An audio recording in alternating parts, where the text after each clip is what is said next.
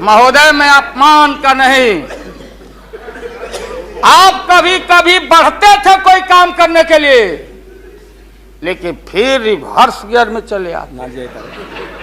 जो नादिया का हाल रहा वही 13 साल में आपको नागपुर ने और एलआईओ ने हाल करके आपका रखा। 13 महीना आपको एक मौका था। आप कांग्रेस की बात करते, सीपीआई सीपीएम की बात करते। जौहर साहब वहां बैठे हैं। सन 77 में छपरा से मैं मेंबर पार्लियामेंट बन के आया था लोकसभा का। हम सब लोग एक साथ थे, सभी लोग आंदोलन में थे। आप लोग भी जेल, हम लोग भी जेल। कांग्रेस के खिलाफ हम लोग लड़े थे।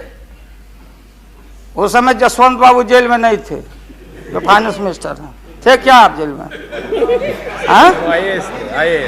हाँ, कभी जेल नहीं, आंदोलन में जेल। तो आप लोग तो, आप तो बिना हरे फिटकिरी का कोई ना कोई पद ले ही लेते हैं, चाहे इधर हो या उधर हो, दोनों पार्टी।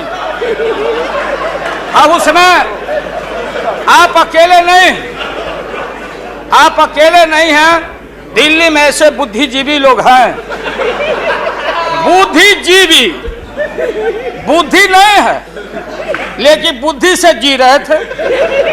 तो खैर छोड़िए इन बातों को, ज्यादा आपको टॉर्चर करने की जरूरत नहीं। तो महोदय मैं बताना चाहता था, ये जौहर साहब हैं, अब बैठिए। सन 77 में महोदय हम लोगों को दिल्ली समझ में आया नहीं। दिल्ली में हम लोग जब आए, राज नारायण जी, जौहर साहब, चौधरी चरण सिंह जी, हम लोग उसी परिवार के लोग हैं महोदय। चाहे मुलायम सिंह जी हो और कोई हो, या नीतीश जी उधर जो चले गए हैं। हमारे मुंह में सीधे 32 दांत है, उनके पेट में नीतीश के दांत है, जो वहां चले गए। पेट में दांत, पेट वाला दांत बड़ा खतरनाक होता है। तो महोदय मैं सन 77 को याद दिलाना चाहता हूं, हम तो आपसे लड़ाई शुरू से लड़ रहे हैं। ये नई बात नहीं, किसी कारण से नहीं। जनता पार्टी का खंड खंड हुआ, कोई यहां गिरा, कोई वहां गिरा, कोई वहां गिरा। बंगलोर में हम लोग जुटे, नाम का सारा झगड़ा, ये सब बात। लेकिन सन 77 के सत्ता को हम लोगों ने लात मारा था। क्यों मारा? हम सत्ता के भूखे नहीं हैं। हमने उस सवाल को उठाया था। अरे नए नए आप आए हैं, मुझे अफसोस है कि आप लोग जा रहे हो इन लोगों की वजह से। सन 77 में दोहरी सदस्यता का सवाल उठाया गया था मजबूती से हम लोग के द्वारा कि अगर आरएसएस में रहना है। जौहर साहब भी बोलते थे, छाती पर हाथ रख के बोले, यही उठाए थे। हम तो लोग नए थे। हम लोगों ने कहा था या तो आरएसएस में रहिए या तो जनता पार्टी में रहिए। दोहरी सदस्यता नहीं चलेगा इस मुल्क में, और देश के सेकुलर कैरेक्टर और फाउंडेशन को हम लात नहीं मारेंगे। आपको याद होगा, इसलिए हम लोग टूटे और हम लोगों ने नारा दिया, चरण नहीं तो चुनाव। और हम लोग चुनाव में गए। चुनाव में गए, हमारी लड़ाई आपसे है। आपने कहा अब बताइए, हिंदू हिंदू हिंदू हिंदू हिंदुत्व हिंदुत्व हिंदुत्व, कौन विरोध करता? तो हम लोग के पुरोहित ये अडवाणी जी कैसे हो सकते हैं? ये हमारे पंडित कैसे हो सकते हैं? हम पंडित से पूजा कराते हैं। हमारी माँ बहन गांव गए सारे लोग। ये ठेका आपने कैसे ले लिया? आज इस देश का सेकुलर कैरेक्टर, सेकुलरिज्म है, इसलिए राबड़ी देवी गांव की बेटी मुख्यमंत्री बनती है। देश की एकता अखंडता। जब भारी नाक पर पानी आया तो हमने कहा मीडिया के लोगों को, महोदय, लोगों ने पूछा कि क्या करोगे? हमने एक कैलेंडर कर दिया, क्योंकि लोग रोज बोलते थे दिल्ली में नहीं नहीं, जयललिता जी से पैचअप हो गया, लालू मुलायम में लड़ाई हो गई विगत दिनों में, कोई कुछ। अब हम जो है सो कि पहले बोल देते थे, इस बार हम लोगों ने साइंटिफिक तरीका से काम किया ही, समझ लीजिए। क्योंकि साइंस और टेक्नोलॉजी का युग है। आप डंडा पहना छोड़ के अग्नि में प्रवेश कर गए हैं, अब पोखरन में, तो हम लोग भी अभी साइंटिफिक तरीका का इस्तेमाल किया। आप पूछ रहे हैं क्या रूप होगा, क्या रंग होगा? इसमें रंग अजूबा होगा, इस रंग का कोई जवाब आपके पास नहीं होगा। आप जाइए। अभी भी मेरा सुझाव है, हालांकि सुझाव देने का हकदार आपके उम्र के आदमी के लिए हम नहीं योग्य समझते, लेकिन आपने कहा था माननीय प्रधानमंत्री जी, पूरे देश के कांग्रेस के लोगों को विन ओवर करने के लिए, संपैथी लेने के लिए, कि नेहरू जी ने कहा था कि अटल एक दिन तुम देश का प्रधानमंत्री बनेगा, आपने कहा था, ये लिखा हुआ है रिकॉर्ड में, आपने कहा था। तो आप एक बार नहीं, आप 2 बार हो गए। नेहरू जी तो एक बार बोले, आप हो गए 2 बार। आप तो जान छोड़िए मुल्क का। महोदय दूसरे का दे दीजिए। महोदय क्या आपने कहा था? अब अपने हम लोगों ने, अब आप हम लोगों को पाठ पढ़ाते हैं, अडवाणी जी चले गए उठ के, अडवाणी जी उठ के चले गए, आप हमको पाठ पढ़ाते, हमको शिक्षा देते।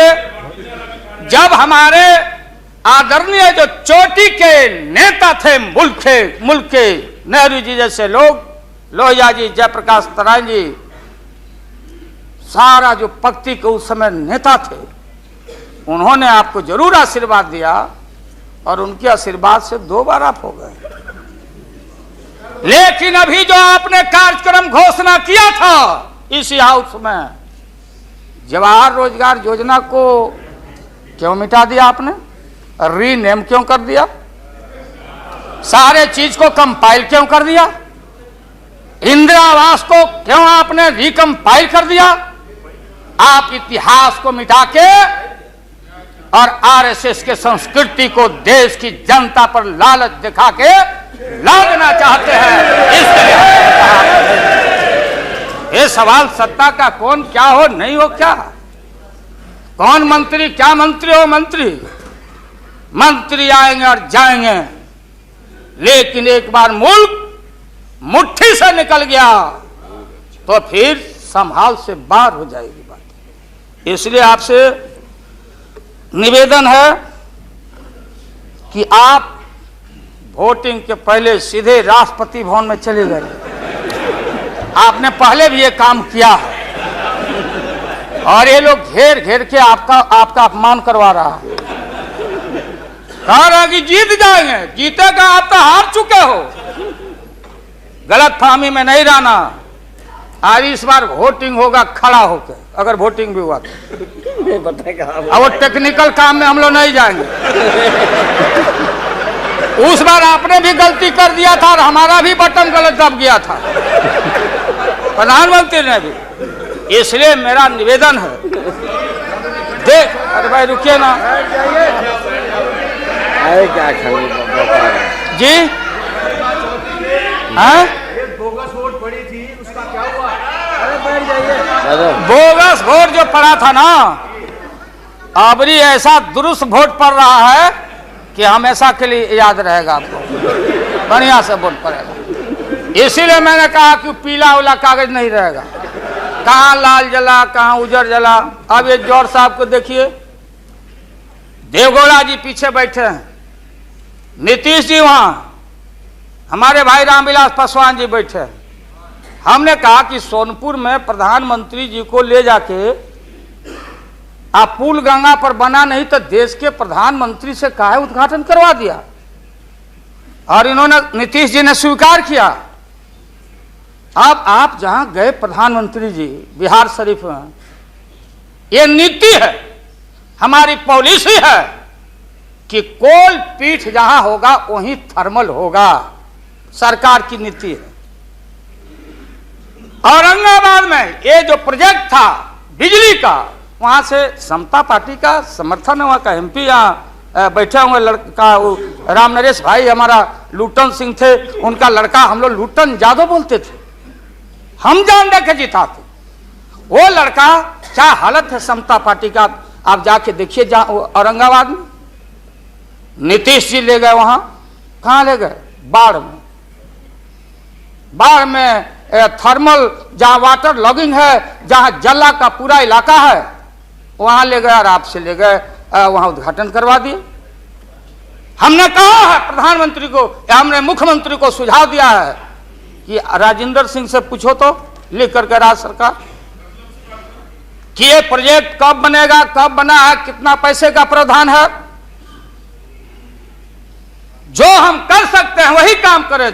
बिहार को कितना ठगा जाएगा आप बताइए तो।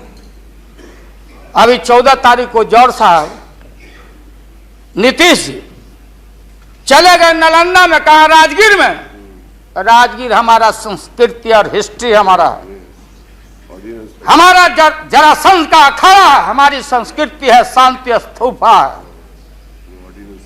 वहां आपने कहा कि ऑर्डिनेंस फैक्ट्री हम लगाएंगे। आपने कहा था कि नालंदा में वोट के लिए ऑर्डिनेंस फैक्ट्री लगाएंगे, और जब आपको मालूम हुआ कि आपकी विदाई हो रही है तो जल्दी जल्दी कम से यहां बैठ के एमपी आपको ठीक करना चाहिए था। आप चलेगा वहां राजगीर, भिजवा दिया आदमी की राबड़ी देवी मुख्यमंत्री को भी अतिथि के रूप में लाइए।